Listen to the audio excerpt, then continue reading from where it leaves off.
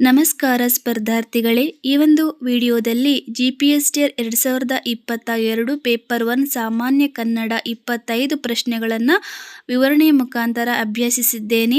ಈ ಒಂದು ಹಳೆಯ ಪತ್ರಿಕೆ ಮುಂಬರುವಂತಹ GPS TER ಪೇಪರ್ 1 ಕನ್ನಡ ವಿಷಯಕ್ಕೆ ಸಂಬಂಧಿಸಿದಂತಹ 2026ರ ಎಕ್ಸಾಮ್ ಪ್ರಿಪ್ರೇಷನ್ಗೆ ಬಹಳಷ್ಟು ಉಪಯೋಗವಾಗುತ್ತದೆ. ಏಕೆಂದರೆ ನೀವು ಹಳೆಯ ಪ್ರಶ್ನೆ ಪತ್ರಿಕೆಗಳನ್ನು ಅಭ್ಯಾಸ ಮಾಡೋದ್ರಿಂದ ಮುಂಬರುವಂತಹ ಪ್ರಶ್ನೆಗಳ ಒಂದು ಕಷ್ಟಕರವಾದಂತಹ ಪ್ರಶ್ನೆಗಳನ್ನು ಬಿಡಿಸುವಂತಹ ಸರಳ ಉತ್ತರಗಳನ್ನು ನೀವು ತಿಳಿಯಬಹುದು. ಇದರಿಂದ ನೀವು ಪ್ರಶ್ನೆಗಳನ್ನು ಯಾವ ರೀತಿಯಾಗಿ ಬಿಡಿಸಬೇಕು, ಯಾವ ರೀತಿಯಾಗಿ ಅರ್ಥ ಮಾಡ್ಕೊಳ್ಬೇಕು, ಯಾವ ರೀತಿಯಾಗಿ ಉತ್ತರವನ್ನು ಕೊಡಬೇಕು ಅಂತ ಹಳೆಯ ಪ್ರಶ್ನೆ ಪತ್ರಿಕೆಗಳನ್ನು ಅಭ್ಯಾಸ ಮಾಡೋದ್ರಿಂದ ನೀವು ಹೆಚ್ಚಿನ ಅಂಕವನ್ನು ಗಳಿಸಬಹುದು. ಹಾಗಾಗಿ ಈ ಒಂದು ವಿಡಿಯೋ ಉಪಯುಕ್ತವಾಗುತ್ತದೆ. ಪತ್ರಿಕೆ 1 ವಿಷಯ ಸಾಮಾನ್ಯ ಅಧ್ಯಯನ, ಅದರಲ್ಲಿ ಸಾಮಾನ್ಯ ಕನ್ನಡ. ಸಾಮಾನ್ಯ ಕನ್ನಡದಲ್ಲಿ 25 ಪ್ರಶ್ನೆಗಳಿರ್ತವೆ. ಬಹು ಆಯ್ಕೆಯ ಒಂದು ಪ್ರಶ್ನೆಗಳನ್ನು ನೋಡುವಂತಹದ್ದು. ಪ್ರಶ್ನೆ ಸಂಖ್ಯೆ 1, ಇವು ಅನುನಾಸಿಕ ಅಕ್ಷರಗಳು. ಆಯ್ಕೆಗಳಲ್ಲಿ ಸರಿ ಉತ್ತರ 3 ಜ್ಞ, ಜ್ಞ, ಣ, ನ, ಜ್ಞ, ಜ್ಞ, ಣ, ನ. ಇವು ಅನುನಾಸಿಕ ಅಕ್ಷರಗಳು, ಅಂದರೆ ಮೂಗಿನ ಸಹಾಯದಿಂದ ಉಚ್ಚರಿಸುವಂತಹ ಅಕ್ಷರಗಳಿಗೆ ಅನುನಾಸಿಕ ಅಕ್ಷರಗಳು ಅಂತ ಕರೆಯಲಾಗುತ್ತದೆ. ಅದೇ ರೀತಿಯಾಗಿ ಅ, ಇ, ಉ, ಎ ಇವು ಸ್ವರಗಳು. ಸ್ವತಂತ್ರವಾಗಿ ಉಚ್ಚರಿಸುವಂತಹ ಅಕ್ಷರಗಳನ್ನು ನಾವು ಸ್ವರಗಳು ಅಂತ ಕರಿತೀವಿ. ಅದರಲ್ಲಿ ಇವು ದೀರ್ಘ ಸ್ವರಗಳು, ಅಂದರೆ ಹೆಚ್ಚು ಉಸಿರಿನಿಂದ ಉಚ್ಚರಿಸುವಂತಹ ಅಕ್ಷರಗಳನ್ನು ನಾವು ದೀರ್ಘ ಸ್ವರಗಳು ಅಂತ ಕರಿತೀವಿ. ಅ, ಇ, ಉ, ಎ. ಅದೇ ರೀತಿಯಾಗಿ ಕ, ಟ, ಢ, ತ ಇವು ವರ್ಗೀಯ ವ್ಯಂಜನ ಅಕ್ಷರಗಳು. ಇದರಲ್ಲಿ ಇವು ವರ್ಗೀಯ ವ್ಯಂಜನದಲ್ಲಿ ಮಹಾಪ್ರಾಣ ಅಕ್ಷರಗಳು ಅಂತ ನೋಡೋದು. ಯ, ರ, ಲ, ವ ಇವು ಅವರ್ಗೀಯ ವ್ಯಂಜನಗಳು. ಪ್ರಶ್ನೆ ಸಂಖ್ಯೆ 2, ರೂಢನಾಮಕ್ಕೆ ಉದಾಹರಣೆಯಾದ ಪದವಿದು. ರೂಢನಾಮ ಅಂತಂದ್ರೆ ರೂಢಿಯಿಂದ, ಹಿಂದಿನ ಕಾಲದಿಂದಲೂ ಕೂಡ ಆ ಒಂದು ಪದವನ್ನು ಕರೆಯುತ್ತಿರುವಂತಹ ಒಂದು ರೂಢಿಯಿಂದ ಕರೆಯುತ್ತಿರುವಂತಹ ಒಂದು ಪದದ ಒಂದು ಹೆಸರನ್ನು ನಾವು ರೂಢನಾಮ ಅಂತ ಕರಿತೀವಿ. ಅದರಲ್ಲಿ ಮನುಷ್ಯ ಎನ್ನುವಂತಹದ್ದು ಸರಿ ಉತ್ತರ. ಆ ಮನುಷ್ಯನಿಗೆ ಇರುವಂತಹ ಹೆಸರು, ಉದಾಹರಣೆಗೆ ಕಾವೇರಿ, ಇದು ನಾಮಪದವಾಗುತ್ತದೆ. ಮತ್ತು ಆ ವ್ಯಕ್ತಿ ಮಾಡುತ್ತಿರುವಂತಹ ಕೆಲಸ, ವೃತ್ತಿ, ಅದು ಅನ್ವರ್ಥಕ ನಾಮಪದವಾಗುತ್ತದೆ. ವ್ಯಾಪಾರಿ, ವೈದ್ಯೆ, ಜ್ಯೋತಿಷಿ, ಕವಿ ಇವು ಅನ್ವರ್ಥಕ ನಾಮಪದವಾಗುತ್ತದೆ. ಹೊಸದು ಎನ್ನುವಂತಹದ್ದು ವಿಶೇಷತೆ, ಒಂದು ವಿಶೇಷಣ ಪದವಾಗಿದೆ. ಇದು ನಾಮಪದವಲ್ಲ, ಇದು ವಿಶೇಷಣ ಪದವಾಗಿದೆ. ಪ್ರಶ್ನೆ ಸಂಖ್ಯೆ 3, ಅಷ್ಟು ಇಷ್ಟು ಹಲವು ಪದಗಳು ಈ ವ್ಯಾಕರಣ ಅಂಶವಾಗಿದೆ. ಅಷ್ಟು ಇಷ್ಟು ಹಲವು ಎನ್ನುವಂತಹದ್ದು ಒಂದು ಪರಿಮಾಣವಾಚಕ. ಪರಿಮಾಣವಾಚಕ ನಾಮಪದ ಅಂತಂದರೆ ಪ್ರಮಾಣ, ಅಳತೆ ಅಥವಾ ಮೊತ್ತವನ್ನು ಸೂಚಿಸುವಂತಹ ನಾಮ. ಇದನ್ನು ಪರಿಮಾಣವಾಚಕ ಅಂತ ಕರಿತೀವಿ. ಉದಾಹರಣೆಗೆ ಲೀಟರ್, ಕಿಲೋ, ಮೀಟರ್, ತುಂಡು, ತುಂಬು, ಅಷ್ಟು ಇಷ್ಟು ಹಲವು ಎನ್ನುವಂತಹ ಪದಗಳು ಉದಾಹರಣೆಯಾಗುತ್ತವೆ. ಅದೇ ರೀತಿಯಾಗಿ ಗುಣವಾಚಕ. ಗುಣವಾಚಕ ಅಂತಂದರೆ ಒಂದು ವ್ಯಕ್ತಿ ಅಥವಾ ವಸ್ತುವಿನ ಗುಣವನ್ನು ಸೂಚಿಸುವಂತಹ ಒಂದು ನಾಮವನ್ನು ನಾವು ಗುಣವಾಚಕ ಅಂತ ಕರಿತೀವಿ. ಉದಾಹರಣೆಗೆ ಸೌಂದರ್ಯ, ಬುದ್ಧಿ, ಧೈರ್ಯ, ಸತ್ಯ, ಶೌರ್ಯ ಎನ್ನುವಂತಹ ಪದಗಳು ಗುಣವಾಚಕ ನಾಮಕ್ಕೆ ಉದಾಹರಣೆಯಾಗುತ್ತದೆ.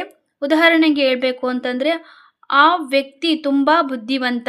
ಬುದ್ಧಿವಂತ ಎನ್ನುವಂತಹದ್ದು ಒಂದು ಗುಣವನ್ನು ತಿಳಿಸುವಂತಹ ನಾಮಪದವಾಗಿರುತ್ತದೆ.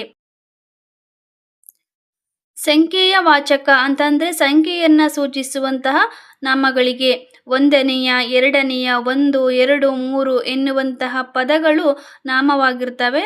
ಇದು ಸಂಖ್ಯೆಯ ವಾಚಕ ಅಂತ ನೋಡುವಂತಹದ್ದು. ಭಾವನಾಮ ಭಾವನೆಗಳನ್ನು, ಸ್ಥಿತಿಗತಿಗಳನ್ನು, ಅನುಭವಗಳನ್ನು ಸೂಚಿಸುವಂತಹ ಒಂದು ನಾಮವನ್ನು ಭಾವನಾಮ ಅಂತ ಕರಿತೀವಿ. ಉದಾಹರಣೆಗೆ ಸಂತೋಷ, ದುಃಖ, ಪ್ರೀತಿ, ಕೋಪ, ಭಯ ಇವು ಈ ಒಂದು ನಾಮಪದಕ್ಕೆ ಭಾವನಾಮ ಅನ್ನುವಂತಹ ಒಂದು ಪದಗಳಿಗೆ ಉದಾಹರಣೆಯಾಗಿದೆ. ಒಳೆಯಿಂದ ಈ ಪದದಲ್ಲಿರುವಂತಹ ವಿಭಕ್ತಿ ಒಳೆಯಿಂದ, ತೃತೀಯ ಇಂದ ಎನ್ನುವಂತಹ ಒಂದು ಉತ್ತರ ಸರಿಯಾಗುತ್ತದೆ. ಪ್ರಥಮ, ನು, ಳು, ಹು ಎನ್ನುವಂತಹ ಪದ ಈ ಒಂದು ಪ್ರಥಮ ಒಂದು ಪದದಲ್ಲಿ ಬರುತ್ತೆ. ಅದೇ ರೀತಿಯಾಗಿ ಷಷ್ಠಿ, ಷಷ್ಠಿ ಆ, ಚತುರ್ಥಿ ಗೆ ಅಥವಾ ಕೆ ಎನ್ನುವಂತಹ ಪದ ಬರುತ್ತದೆ. ಈ ಒಂದು ಪದ ಒಳೆಯು ಎನ್ನುವಂತಹ ಪದ ಬಂದಿದ್ರೆ ಪ್ರಥಮ ಅಂತ ಉತ್ತರ ಆಗ್ತಿತ್ತು. ಒಳೆಯ ಅಂತ ಅಂದರೆ ಷಷ್ಠಿ ಬರ್ತಿತ್ತು. ಒಳೆಯುವಿಗೆ ಅಂತ ಅಂದರೆ ಚತುರ್ಥಿ ಬರ್ತಿತ್ತು. ಒಳೆಯಿಂದ, ತೃತೀಯ ಇಂದ. ಈ ವಿಭಕ್ತಿ ಪ್ರತ್ಯಯಗಳನ್ನು ನಾವು ಕನ್ನಡದಲ್ಲಿ ಮತ್ತು ಹಳೆಗನ್ನಡದಲ್ಲಿ ಇರುವಂತಹ ಒಂದು ವಿಭಕ್ತಿ ಪ್ರತ್ಯಯಗಳನ್ನು ಅಭ್ಯಾಸ ಮಾಡಬೇಕು. ಇದರಿಂದ ಈ ಒಂದು ಪ್ರಶ್ನೆ ಪ್ರತಿ ಪರೀಕ್ಷೆಯಲ್ಲಿ ಒಂದು ಪ್ರಶ್ನೆ ಈ ಒಂದು ವಿಷಯಕ್ಕೆ ಇದ್ದೇ ಇರುತ್ತೆ. ಆದೇಶ ಸಂಧಿಗೆ ಉದಾಹರಣೆಯಾದ ಪದವಿದು. ಆದೇಶ ಸಂಧಿಗೆ ಉದಾಹರಣೆ ಅಂತಂದರೆ ಇದರಲ್ಲಿ ಉತ್ತರ ಮೈದೋರು, ಮೈ ಪ್ಲಸ್ ದೋರು ಎನ್ನುವಂತಹ ಒಂದು ವಿಗ್ರಹ ವಾಕ್ಯ ಮಾಡಿದಾಗ ಇಲ್ಲಿ ಪೂರ್ವ ಪದದಲ್ಲಿ ಐ ಮತ್ತು ಉತ್ತರ ಪದದಲ್ಲಿ ದ ಎನ್ನುವಂತಹ ಒಂದು ಪದಗಳ ಒಂದು ವಿಗ್ರಹ ವಾಕ್ಯ ನೋಡಿದಾಗ ಇಲ್ಲಿ ಐ ಎನ್ನುವಂತಹ ಸ್ವರ ಅಳಿದು ಅದರ ಬದಲಿಗೆ ದ ಎನ್ನುವಂತಹ ಪದ ನೇರವಾಗಿ ಬರುತ್ತದೆ. ಅಂದರೆ ಸಂಧಿ ಆಗುವಾಗ ಒಂದು ಅಕ್ಷರ ಹೋಗಿ ಅದರ ಸ್ಥಾನದಲ್ಲಿ ಮತ್ತೊಂದು ಅಕ್ಷರ ಬರುವುದನ್ನು ನಾವು ಆದೇಶ ಸಂಧಿ ಅಂತ ನೋಡ್ತೀವಿ. ಮಹಾತ್ಮ, ಮಹಾ ಪ್ಲಸ್ ಆತ್ಮ ಇಲ್ಲಿ ವಿಗ್ರಹ ವಾಕ್ಯ ಮಾಡಿದಾಗ ಇದು ಸ್ವರ ಸಂಧಿ. ಅಂದರೆ ಮಹಾ ಪ್ಲಸ್ ಆತ್ಮ, ಇಲ್ಲಿ ಬರುವಂತಹ ಆ, ಇಲ್ಲಿ ಬರುವಂತಹ ಆ ಇವು ದೀರ್ಘ ಸ್ವರಗಳಾಗಿರ್ತವೆ. ಇವು ದೀರ್ಘ ಸ್ವರಗಳು ಅಂದರೆ ಎರಡು ಒಂದೇ ಸ್ವರಗಳಾಗಿದ್ದಾಗ ಅದನ್ನು ಸವರ್ಣ ದೀರ್ಘ ಸಂಧಿ ಅಂತ ನೋಡುವಂತಹದ್ದು. ಅಜಂತ ಇದು ಲೋಪಸಂಧಿ. ತನ್ಮಯ ಎನ್ನುವಂತಹದ್ದು ಇದು ಒಂದು ಜತ್ವ ಸಂಧಿ ಅಂತ ನೋಡುವಂತಹದ್ದು. ಬೆಟ್ಟದಾವರೆ ಪದವು ಈ ಸಮಾಸಕ್ಕೆ ಉದಾಹರಣೆಯಾಗಿದೆ. ಬೆಟ್ಟದಾವರೆ ಎನ್ನುವಂತಹದ್ದು ತತ್ಪುರುಷ ಸಮಾಸಕ್ಕೆ ಉದಾಹರಣೆಯಾಗಿದೆ. ತತ್ಪುರುಷ ಸಮಾಸ ಯಾವ ರೀತಿ ಆಗುತ್ತದೆ ಅಂತಂದರೆ ಬೆಟ್ಟ ಪ್ಲಸ್ ಅವರೆ, ಬೆಟ್ಟದಾವರೆ ಅಂತಂದರೆ ಬೆಟ್ಟದ ಮೇಲೆ ಇರುವಂತಹ ಒಂದು ಬೆಟ್ಟ ಅಂದರೆ ಆವರೆ ಅಂತಂದರೆ ಇಲ್ಲಿ ಎರಡು ಪದಗಳು ಸೇರಿ ಒಂದು ಸಮಾಸವಾಗುವಂತಹದ್ದನ್ನು ನಾವು ತತ್ಪುರುಷ ಸಮಾಸ ಅಂತ ನೋಡೋದು. ಅಂದರೆ ಇಲ್ಲಿ ಪ್ರಥಮ ಪದವು ದ್ವಿತೀಯ ಪದಕ್ಕೆ ಸಂಬಂಧವಿರುವುದು, ಇದನ್ನು ನಾವು ತತ್ಪುರುಷ ಸಮಾಸ ಅಂತ ಕರಿತೇವೆ. ಕ್ರಿಯಾ ಸಮಾಸ ಆ ಒಂದು ಪದದಲ್ಲಿ ಕ್ರಿಯೆಯನ್ನು ಸೂಚಿಸುವಂತಹ ಒಂದು ಪದಗಳನ್ನು ನಾವು ಕ್ರಿಯಾ ಸಮಾಸ ಅಂತ ನೋಡೋದು. ಎರಡು ಕ್ರಿಯಾಪದಗಳು ಸೇರಿ ಆಗಿರುವಂತಹ ಪದಗಳನ್ನು ನಾವು ಕ್ರಿಯಾ ಸಮಾಸ ಅಂತ ನೋಡೋದು. ಉದಾಹರಣೆಗೆ ಓಡಿ ಓಡಿ ಎನ್ನುವಂತಹ ಒಂದು ಓಡಿ ಹೊಡೆ ಅಂತಂದರೆ ಹೊಡೆಯೋದು, ಓಡೋದು ಒಂದು ಕೂಡ ಒಂದು ಕ್ರಿಯೆ, ಹೊಡೆಯೋದು ಒಂದು ಕೂಡ ಕ್ರಿಯೆ. ಹಾಗಾಗಿ ಇವು ಎರಡು ಕ್ರಿಯೆಗಳು ಸೇರಿದಾಗ ನಾವು ಕ್ರಿಯಾ ಸಮಾಸ ಅಂತ ನೋಡೋದು. ಅದೇ ರೀತಿಯಾಗಿ ದ್ವಿಗು ಸಮಾಸ. ದ್ವಿಗು ಸಮಾಸ ಅಂತಂದರೆ ಎರಡು ಅಂಶಗಳ ಸಂಖ್ಯೆ ಅಥವಾ ಸಾಮಾನ್ಯವಾಗಿ ಎರಡು ಸಂಖ್ಯೆ ಅಥವಾ ವಸ್ತುಗಳು ಒಂದೇ ಒಂದು ಸಮೂಹವಾಗಿ ಸೇರುವಂತಹ ಪದಗಳನ್ನು ನಾವು ದ್ವಿಗು ಸಮಾಸ ಅಂತ ನೋಡೋದು. ಉದಾಹರಣೆಗೆ ತ್ರಿಕಾಲ ಅಂತಂದರೆ 3 + ಕಾಲು ಅಂದರೆ 3 ಕಾಲು ಅಂದರೆ ತ್ರಿಕಾಲ ಅಂತ ನಾವು ತ್ರಿಕಾಲು ಅಂತ ಕೂಡ ಕರಿತೇವೆ. 2 ಪದಗಳು ಸೇರಿದಾಗ ಅಲ್ಲಿ ಒಂದು ಸಮೂಹ ಆಗುತ್ತೆ. ಅಂದ್ರೆ ಆ ಒಂದು ಪದ 2 ಅರ್ಥವನ್ನ ಕೊಡುವಂತಹದ್ದಾಗಿರುತ್ತೆ. ಹಾಗಾಗಿ ಇದನ್ನ ನಾವು ದ್ವಿಗು ಸಮಾಸ ಅಂತ ಕರಿತೀವಿ. ಇದರಲ್ಲಿ ಸಂಖ್ಯೆ, ಒಂದು ಪರಿಮಾಣ, ವರ್ಗ ಸೇರಿ ಇರುವಂತಹದ್ದು.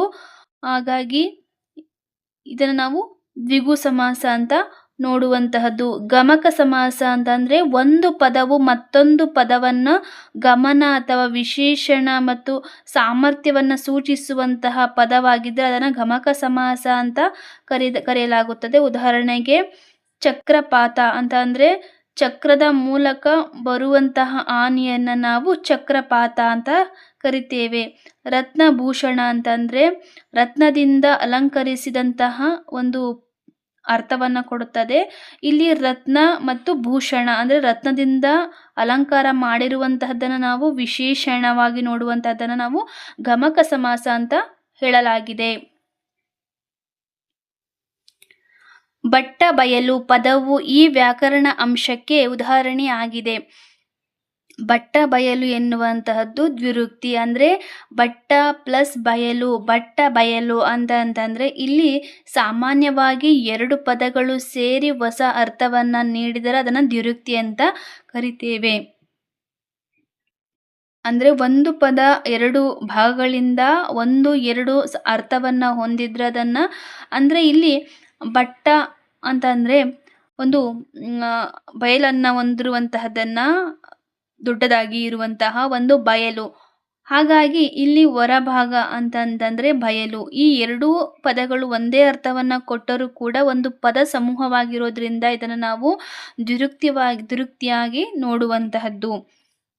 ಜೋಡು ನುಡಿ. ಜೋಡು ನುಡಿ ಅಂತಂದ್ರೆ 2 ಅಥವಾ ಹೆಚ್ಚು ಪದಗಳನ್ನ ಸೇರಿಸಿ ಒಂದು ಅರ್ಥಕ್ಕೆ ಬರುವಂತೆ ಮಾಡಿರುವಂತಹ ಪದಗಳು. ಸಾಮಾನ್ಯವಾಗಿ ವಾಕ್ಯದಲ್ಲಿ ಬೇರೆಯ ಅರ್ಥವನ್ನು ನೀಡಲು ಇದನ್ನ ಬಳಸ್ತಾರೆ. ಉದಾಹರಣೆಗೆ ಹೇಳಬೇಕು ಅಂತಂದ್ರೆ ಮನೆ ಮಾಡು ಅಂತಂದ್ರೆ ಮನೆಯನ್ನ ಮಾಡುವಂತಹದ್ದನ್ನ ನಾವು ಮನೆ ಮಾಡು. ಊರ ಮೂರು ಅಂದ್ರೆ ಊರಿನ ಮೂವರು, ಅದನ್ನ ಊರ ಮೂರು ಅಂತ ಕರಿತೇವೆ. ಅದೇ ರೀತಿಯಾಗಿ ಅನುಕರಣ ಅವ್ಯಯ. ಅನುಕರಣ ಅವ್ಯಯ ಅಂತಂದ್ರೆ ಪ್ರಕೃತಿಯ ಶಬ್ದ ಅಥವಾ ಧ್ವನಿಯನ್ನ ಅನುಕರಿಸುವಂತಹ ಪದಗಳನ್ನು ನಾವು ಅನುಕರಣ ಅವ್ಯಯ ಅಂತ ಕರಿತೇವೆ. ಹಾವು ಸರಸರನೆ ಹೋಯಿತು, ಮಳೆ ರಪರಪ ಬಂದಿತು. ಅಂದ್ರೆ ಒಂದು ಪರಿಸರದಲ್ಲಿರುವಂತಹ ಒಂದು ಶಬ್ದಗಳನ್ನ ಅನುಕರಿಸುವಂತಹದ್ದು, ಅದು ಯಾವ ರೀತಿಯಾಗಿ ಶಬ್ದ ಮಾಡ್ತು ಅಂತಂದೇಳಿ.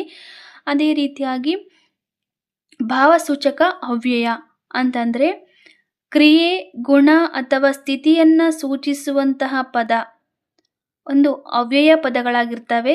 ಇದರಲ್ಲಿ ಸಾಮಾನ್ಯವಾಗಿ ಆಶ್ಚರ್ಯ, ಸಂತೋಷ, ಕೋಪ, ಶೋಕ, ಭಯ ಇವುಗಳನ್ನು ಸೂಚಿಸುವಂತಹದನ್ನು ನಾವು ಭಾವಸೂಚಕ ಅವ್ಯಯ ಅಂತ ನೋಡ್ತೇವೆ. ಉದಾಹರಣೆಗೆ ಅಯ್ಯೋ ಎನ್ನುವಂತಹದ್ದು ಆಶ್ಚರ್ಯ, ಹಾ ಎನ್ನುವಂತಹದ್ದು ಸಂತೋಷ, ಉಶ್ ಎನ್ನುವಂತಹದ್ದು ಶಾಂತಿ, ಶಬ್ದ ಎನ್ನುವಂತಹ ಒಂದು ವಿರೋಧದ ಒಂದು ಸಂಕೇತ, ಅಯ್ಯೋ ದೇವರೇ ಎನ್ನುವಂತಹದ್ದು ದುಃಖ, ಆಶ್ಚರ್ಯದ ಒಂದು ಭಾವನೆಯನ್ನ ಸೂಚಿಸುವಂತಹದ್ದು. ಇದನ್ನ ಭಾವಸೂಚಕ ಅವ್ಯಯ ಅಂತ ನೋಡಲಾಗುತ್ತದೆ. ಜೋಡು ನುಡಿಗೆ ಉದಾಹರಣೆಯಾದ ಪದವಿದು ಅಂತಂದ್ರೆ 2 ಪದಗಳು ಸೇರಿ ಒಂದು ಹೊಸ ಅರ್ಥವನ್ನ ಸೂಚಿಸುವಂತಹ ಪದಗಳಿಗೆ ನಾವು ಜೋಡು ನುಡಿ ಅಂತ ಕರೆಯಲಾಗುತ್ತದೆ. ಇದರಲ್ಲಿ ಹಾಲ್ ಜೇನು ಅಂದ್ರೆ ಇಲ್ಲಿ 2 ಪದ ಬರ್ತವೆ, ಹಾಲು ಮತ್ತೆ ಜೇನು. ಇವೆರಡೂ ಸೇರಿ ಒಂದೇ ಪದವನ್ನ ಕೊಡುತ್ತದೆ, ಹಾಲ್ ಜೇನು ಎನ್ನುವಂತಹ ಒಂದು ಪದವನ್ನ. ಹಾಗಾಗಿ ಇದು ಜೋಡು ನುಡಿ ಪದವಾಗಿರುತ್ತದೆ. ಅದೇ ರೀತಿಯಾಗಿ ಅಂದ್ರೆ ಇಲ್ಲಿ ಕೊನೆಗೆ ಎನ್ನುವಂತಹದ್ದು ಒಂದು ಅವ್ಯಯಕ್ಕೆ ಸಂಬಂಧಿಸಿದಂತಹ ಪದವಾಗಿದೆ. ಅಂದ್ರೆ ಕಾಲವನ್ನ, ಸ್ಥಿತಿಯನ್ನ, ಒಂದು ಸಮಯವನ್ನ ಸೂಚಿಸುವಂತಹದ್ದಾಗಿದೆ, ಕ್ರಿಯೆಯನ್ನ ಸೂಚಿಸುತ್ತದೆ. ಚುರುಚುರು ಎನ್ನುವಂತಹದ್ದು ಅನುಕರಣ ಅವ್ಯಯ. ಅದೇ ರೀತಿಯಾಗಿ ಅಬ್ಬಬ್ಬ ಎನ್ನುವಂತಹದ್ದು ಕೂಡ ಒಂದು ಆಶ್ಚರ್ಯ ಭಾವಸೂಚಕ ಒಂದು ಪದವನ್ನ ಸೂಚಿಸುವಂತಹದ್ದಾಗಿದೆ. ಕಗ್ಗಟ್ಟು ಎನ್ನುವಂತಹ ಈ ಒಂದು ನುಡಿಗಟ್ಟಿನ ಅರ್ಥ ಏನಪ್ಪಾ ಅಂತಂದ್ರೆ ಬಗೆಹರಿಸಲಾಗದ ಸಮಸ್ಯೆ. ಇದನ್ನ ಕಗ್ಗಂಟು ಅಂತ ಕರೀತಾರೆ. ಅಂದರೆ ಬಿಡಿಸಲಾಗದಂತಹ ಒಂದು ಸಮಸ್ಯೆ, ಬಗೆಹರಿಸಲಾಗದಂತಹ ಸಮಸ್ಯೆ. ಅದೇ ರೀತಿಯಾಗಿ ಹತೋಟಿಯಲ್ಲಿ ಇಡು ಅಂತಂದರೆ ಶ್ರಮವನ್ನು ಪಡುವುದು, ಶ್ರಮವನ್ನು ಪಟ್ಟು ನಾವು ನಮ್ಮ ನಿಯಂತ್ರಣದಲ್ಲಿ ಇದ್ದು ಕೆಲಸವನ್ನು ಮಾಡುವಂತಹದ್ದನ್ನು ನಾವು ಹತೋಟಿಯಲ್ಲಿ ಇಡುವಂತಹದ್ದು. ಸಿದ್ಧನಾಗು ಅಂತಂದರೆ ತಯಾರಿ, ಸಿದ್ಧತೆ. ಇದನ್ನು ನಾವು ಒಂದು ಕೆಲಸವನ್ನು ಮಾಡೋದಕ್ಕೆ ತಯಾರಿಯನ್ನು ನಡೆಸುವಂತಹದ್ದು, ಸಿದ್ಧತೆಯನ್ನು ನಡೆಸುವಂತಹದ್ದು. ಅದೇ ರೀತಿಯಾಗಿ ಸುಳ್ಳು ಮಾತು. ಸುಳ್ಳು ಮಾತು ಅಂತಂದರೆ ಸುಳ್ಳನ್ನು ನುಡಿಯುವಂತಹದ್ದು, ಹುಸಿ ನುಡಿ. ಇದನ್ನು ನಾವು ಸುಳ್ಳು ಮಾತು ಅಂತ ಕರಿತೀವಿ.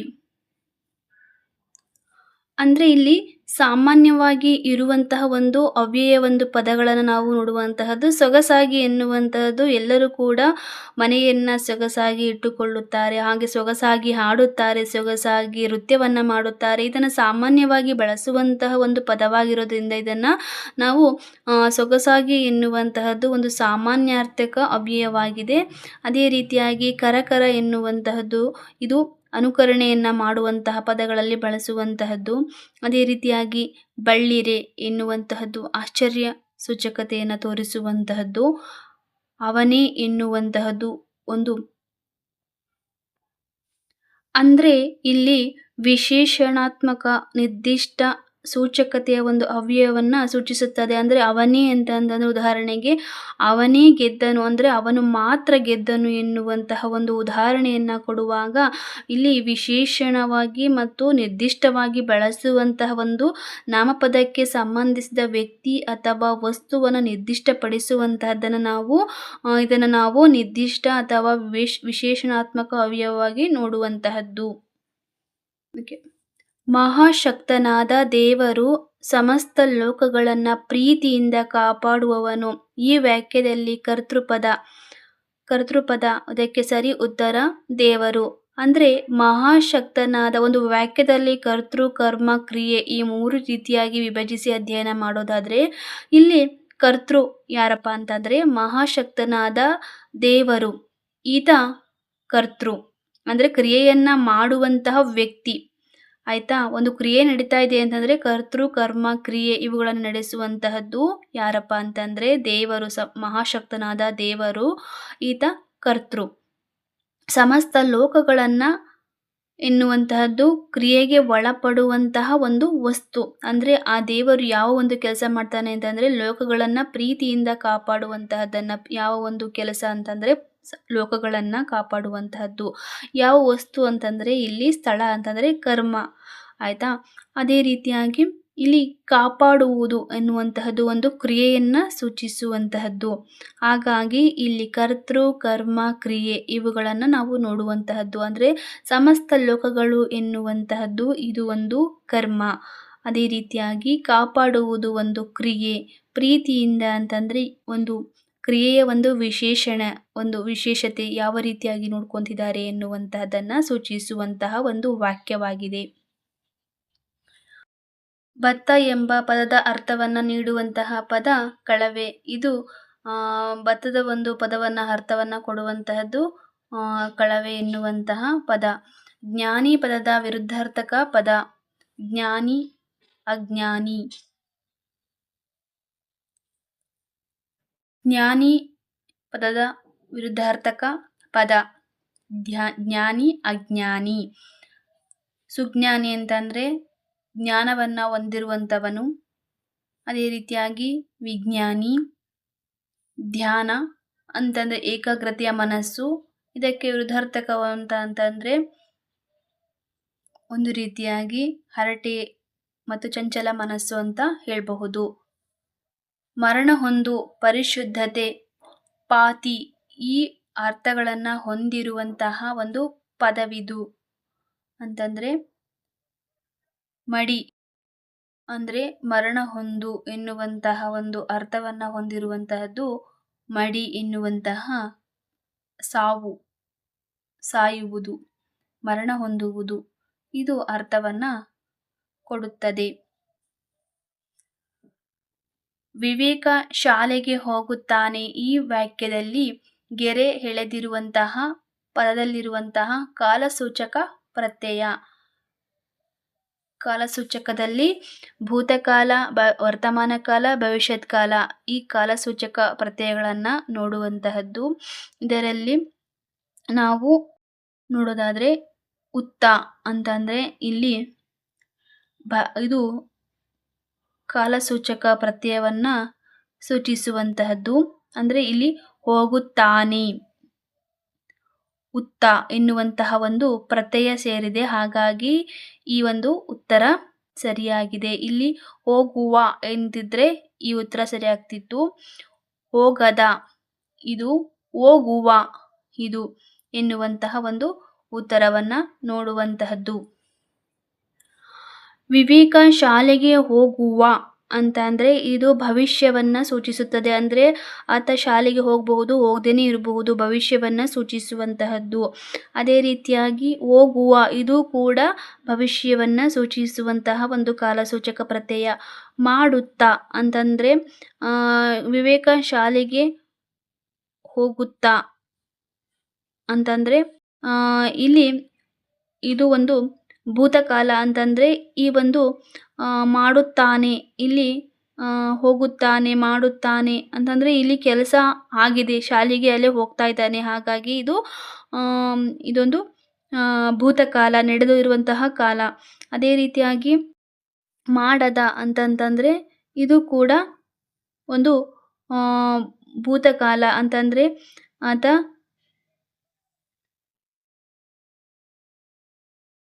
ಅಂದರೆ ವಿವೇಕ ಶಾಲೆಗೆ ಹೋಗದ ಅಂತಂದರೆ ಹೋಗುವುದಿಲ್ಲ ಎನ್ನುವಂತಹದ್ದು ಒಂದು ನಡೆಸುವಂತಹ ಒಂದು ಕ್ರಿಯೆಯನ್ನು ನಾವು ಇಲ್ಲಿ ಭೂತಕಾಲದ ಒಂದು ಕಾಲಸೂಚಕ ಪ್ರತ್ಯಯದಲ್ಲಿ ನೋಡುವಂತಹದ್ದು. ನಾನು ಸದಾಕಾಲ ಒಳ್ಳೆಯ ಯೋಚನೆ ಮಾಡುವೆ. ಈ ವಾಕ್ಯದಲ್ಲಿ ಮಾಡುವೆ ಪದದಲ್ಲಿರುವಂತಹ ಕ್ರಿಯಾ ರೂಪ ಅಂತಂದರೆ ಇಲ್ಲಿ ಒಂದು ಮಾಡುವೆ ಎನ್ನುವಂತಹದ್ದು ಒಂದು ಕ್ರಿಯಾರೂಪ. ಅದು ಯಾವ ಒಂದು ಕ್ರಿಯಾರೂಪವನ್ನು ತಿಳಿಸುತ್ತದೆ ಅಂತಂದರೆ ವಿಧ್ಯರ್ಥಕ ಅಂತಂದರೆ ಇಲ್ಲಿ ನಿರ್ದಿಷ್ಟವಾದಂತಹ ಒಂದು ಕಾರ್ಯವನ್ನು ವ್ಯಕ್ತಿಗೆ ಸಂಬಂಧಿಸಿದ್ದು.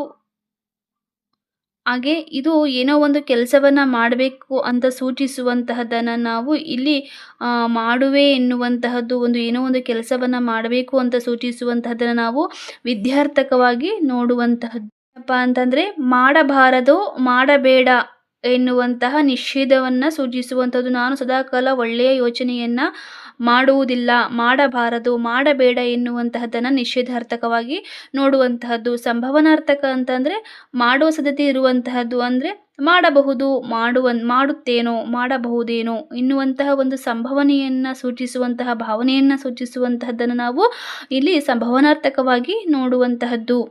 ಒಂದು ಅಭಿಪ್ರಾಯದ ವಿವರಣೆ ಮುಂದೆ ತಿಳಿಸಿದಂತೆ ಇದೆ ಎಂದು ತೋರಿಸುವ ಸಂದರ್ಭದಲ್ಲಿ ಈ ಆವರಣ ಚಿಹ್ನೆಯಲ್ಲಿ ಬರುವಂತಹದ್ದು ಈ ರೀತಿಯಾಗಿ ಬರುತ್ತದೆ. ವಿವರಣಾತ್ಮಕ ಚಿಹ್ನೆ ಈ ರೀತಿಯಾಗಿ ನೋಡುವಂತಹದ್ದು. ಬರ್ತಾನೆ ಎನ್ನುವಂತಹ ಈ ಒಂದು ಪದದ ಒಂದು ಗ್ರಾಂಥಿಕ ರೂಪ ಬರುತ್ತಾನೆ. ಅದೇ ರೀತಿಯಾಗಿ ಬರುವುದಿಲ್ಲ ಎನ್ನುವಂತಹದ್ದು ಗ್ರಾಂಥಿಕ ರೂಪ ಅಂತಂದರೆ ಬಾರಾನು. ಬಂದಿದ್ದಾನೆ ಎನ್ನುವುದಕ್ಕೆ ಬಂದಾನು ಎನ್ನುವಂತಹ ಒಂದು ಗ್ರಾಂಥಿಕ ರೂಪವನ್ನು ನೋಡುವಂತಹದ್ದು.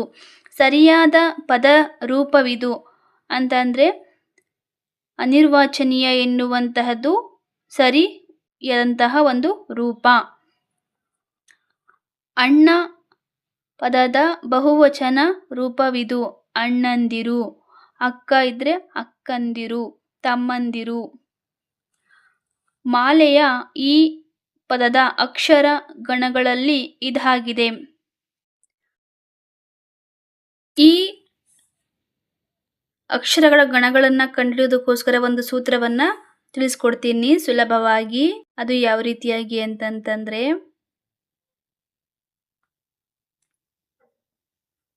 ಯಮತ, ರಾಜ,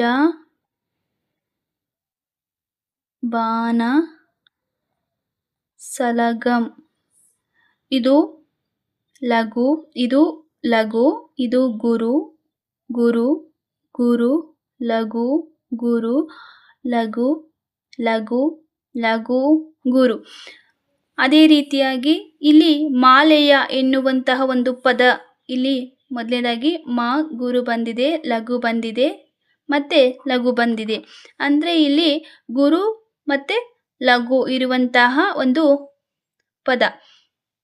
ಇಲ್ಲಿ ಗುರು ಮತ್ತೆ ಲಘು ಲಘು ಎನ್ನುವಂತಹ 3 ಪದ ಬಂದಿದೆ. ಹಾಗಾಗಿ ಮೊದಲನೇ ಅಕ್ಷರ ಬಾ ಇದೆ. ಹಾಗಾಗಿ ಇದನ್ನು ನಾವು ಬಗಣ ಅಂತ ನೋಡುವಂತಹದ್ದು.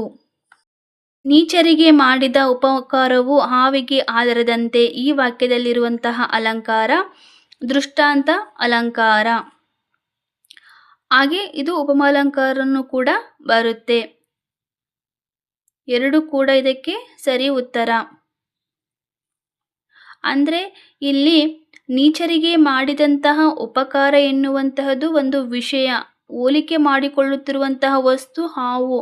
ಯಾವ ಒಂದು ವಿಷಯವನ್ನು ಹೋಲಿಸ್ತಾ ಇದ್ದಾರೆ ಅಂತಂದರೆ ಹಾಲನ್ನು ಎರೆಯುವಂತಹದ್ದನ್ನು. ಅಂದರೆ ಇಲ್ಲಿ ಹಾಲನ್ನು ಎರೆಯುವಂತಹದ್ದನ್ನು ನಾವು ನೀಚರಿಗೆ ಮಾಡಿದಂತಹ ಉಪಕಾರಕ್ಕೆ ಹೋಲಿಸಿ ಇರುವಂತಹದ್ದನ್ನು ನಾವು ಉಪಮಾಲಂಕಾರ ಅಂತ ಕರಿತೀವಿ. ಉಪಮಾಲಂಕಾರ ಅಂತಂದರೆ ಹೋಲಿಕೆಯನ್ನು ಹೊಂದಿರುವಂತಹ ಒಂದು ವಾಕ್ಯವನ್ನು ನಾವು ಉಪಮಾಲಂಕಾರ ಅಂತ ಕರಿತೇವೆ. ದೃಷ್ಟಾಂತರ ಅಲಂಕಾರಕ್ಕೂ ಕೂಡ ಈ ಒಂದು ಉದಾಹರಣೆ ಬರುತ್ತದೆ. ಷಟ್ಪದಿಯ ಬ್ರಹ್ಮ ಎಂದು ಯಾರನ್ನ ಹೊಂದಿರುವಂತಹ ಕವಿ, ಅಭಿಜ್ಞಾನವನ್ನು ಹೊಂದಿರುವಂತಹ ಒಂದು ಕವಿ ಯಾರಪ್ಪ ಅಂತಂದರೆ, ಅಭಿಧಾನವನ್ನು ಹೊಂದಿರುವಂತಹ ಕವಿ ಯಾರಪ್ಪ ಅಂದರೆ ಷಟ್ಪದಿಯ ಬ್ರಹ್ಮ ಅಂತಂದೇಳಿ ರಾಘವಾಂಕನನ್ನು ಕರೀತಾರೆ.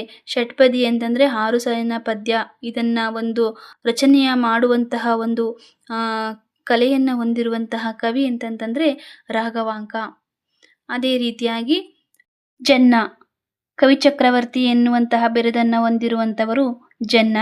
ಈತ ಯಶೋಧರ ಚರಿತೆ, ಅನಂತನಾಥ ಪುರಾಣ ಎನ್ನುವಂತಹ ಪ್ರಮುಖ ಕೃತಿಗಳನ್ನು ರಚಿಸಿದ್ದಾರೆ. ಅದೇ ರೀತಿಯಾಗಿ ಕುಮಾರವ್ಯಾಸ ಕರ್ನಾಟಕ ಭಾರತ ಕಥಾಮಂಜರಿ ಎನ್ನುವಂತಹ ಪ್ರಮುಖ ಕೃತಿಯನ್ನು ರಚಿಸಿದ್ದಾರೆ. ಅದೇ ರೀತಿಯಾಗಿ ಲಕ್ಷ್ಮೀಶ, ಈತ ಜೈಮಿನಿ ಭಾರತ ಎನ್ನುವಂತಹ ಒಂದು ಪ್ರಮುಖ ಕೃತಿಯನ್ನು ರಚಿಸಿದ್ದಾರೆ. ತಾಳಿದವನು ಬಾಳಿಯಾನು, ಈ ಗಾದೆಯು ಇದರ ಮಹತ್ವವನ್ನು ತಿಳಿಸುತ್ತದೆ. ತಾಳಿದವನು ಬಾಳಿಯಾನು ಎನ್ನುವಂತಹದ್ದು ತಾಳ್ಮೆಯ ಬಗ್ಗೆ ತಿಳಿಸುವಂತಹ ಒಂದು ಮಹತ್ವವನ್ನು ತಿಳಿಸುವಂತಹ ಗಾದೆಯಾಗಿದೆ. ಅಂದರೆ ಇಲ್ಲಿ ವಿದ್ಯೆ ಎನ್ನುವಂತಹ ವಿಷಯಕ್ಕೆ ಸಂಬಂಧಿಸಿದ ಒಂದು ಗಾದೆಯನ್ನು ಹೇಳೋದಾದರೆ, ವಿದ್ಯೆ ಇಲ್ಲದವನ ಮನೆಗೆ ಬೆಳಕು ಇರುವುದಿಲ್ಲ ಅಂತಂದರೆ, ಊಟ ಮಾತ್ರ ಹೊಟ್ಟೆಯನ್ನು ತುಂಬಿಸುತ್ತದೆ, ಆದರೆ ವಿದ್ಯೆ ಎನ್ನುವಂತಹದ್ದು ಜೀವನವನ್ನು ಬೆಳಗಿಸುತ್ತದೆ. ಶ್ರಮ ಕಟ್ಟುವುದು ಕಠಿಣ, ಕೆಡುವುದು ಸುಲಭ. ಅಂದರೆ ಒಂದು ಕೆಲಸವನ್ನು ಮಾಡೋದಕ್ಕೆ ಎಷ್ಟು ಶ್ರಮವನ್ನು ಹಾಕಬೇಕು ಅನ್ನುವಂತಹದ್ದನ್ನು ಇಲ್ಲಿ ಹೇಳಲಾಗಿರುವಂತಹದ್ದು. ಸಮಯ ಅಂದರೆ ಮಿಂಚಿ ಹೋದ ಮಾತಿಗೆ ಚಿಂತಿಸಿ ಫಲವೇನು ಎನ್ನುವಂತೆ ಕಳೆದು ಹೋಗಿರುವಂತಹ ಹೊತ್ತು ಮುತ್ತು ಸಿಗೋದಿಲ್ಲ. ಅಂದರೆ ಕಳೆದಿರುವಂತಹ ಸಮಯ ಎಂದಿಗೂ ಕೂಡ ಸಿಗೋದಿಲ್ಲ ಎನ್ನುವಂತಹ ಒಂದು ಮಹತ್ವವನ್ನು, ಸಮಯದ ಬಗ್ಗೆ ಒಂದು ಸಮಯವನ್ನು ಸರಿಯಾಗಿ ಬಳಸ್ಕೊಳ್ಬೇಕು ಎನ್ನುವ ಒಂದು ಗಾದೆ ಮಾತುಗಳು, ವಿದ್ಯೆ ಮತ್ತು ಸಮಯ, ಶ್ರಮ, ತಾಳ್ಮೆ ಇವಿಷ್ಟು ಗಾದೆಯಲ್ಲಿ ಬಹಳಷ್ಟು ಪ್ರಾಮುಖ್ಯತೆಯನ್ನು ಪಡೆದಿರುವಂತಹದ್ದಾಗಿರುತ್ತದೆ.